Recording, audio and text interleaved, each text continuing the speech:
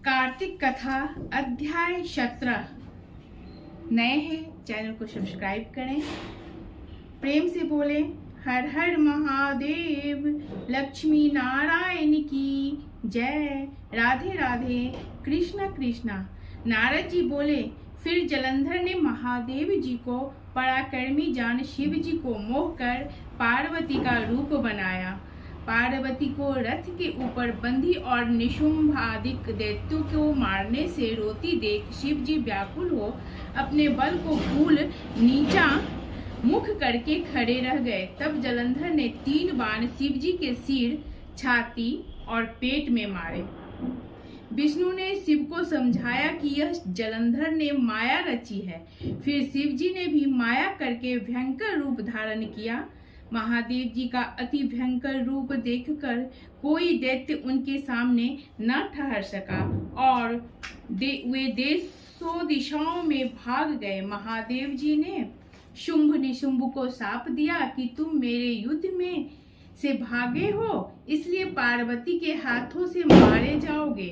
फिर जलंधर ने बाणों की वर्षा से पृथ्वी तल पर बाणों के अंधकार से ढक गई। जब तक शिव जी ने उसके बाणों को काटा तब तक उस जलंधर ने नंदी के एक परिघ मार दिया। उसके लगने से बैल युद्ध में मारा गया, जो महादेव जी के खींचने पर भी न रुका। फिर शिव जी ने भयंकर रूप धारण करके सूर्य के समान तेज वाले सुदर्शन चक्र को चला दिया। वह पृथ्वी आकाश को जलाता हुआ भूमि पर गिरा और विशाल नेत्र वाले जलंधर का सिर काट दिया। रथ से उसका शरीर पृथ्वी को शब्दायमान करता हुआ गिरा और उसका तेज शिवजी में लय हो गया।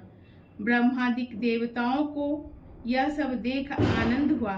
शिवजी को प्रणाम कर देवता बोले, हे महादेव, आपने देवताओं की शत्रु के भय से रक्षा की है, परंतु एक बात पैदा हो गई है कि विष्णु वृंदा की सुंदरता से मोहित होकर उसकी चिता की रज में स्थित हैं।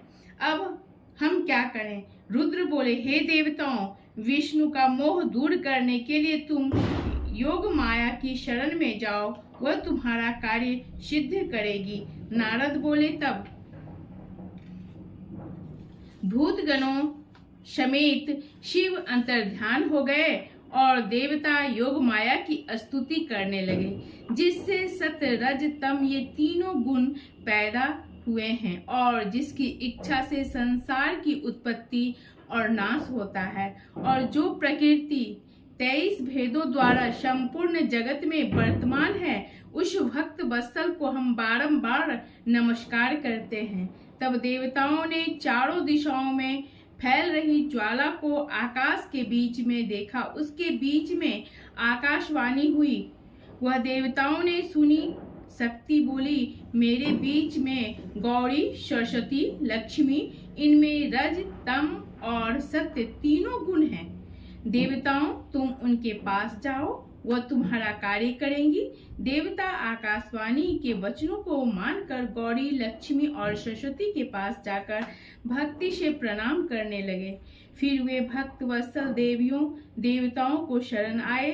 देखकर उनको 3 बीज देकर बोली, इन बीजों को विष्णु के पास जाकर बो दो, तब तुम्हारा कार्य सिद्ध होवेगा। नारद जी बोले, देवता और सिद्ध के समूह बीजों को लेकर वहां गए, जहां वृंदा की चिता भूमि में विष्णु भगवान दुखी होकर विराज रहे थे। जिन्होंने वे बीज वहां बो दिए। प्रेम से बोले हर हर महादेव।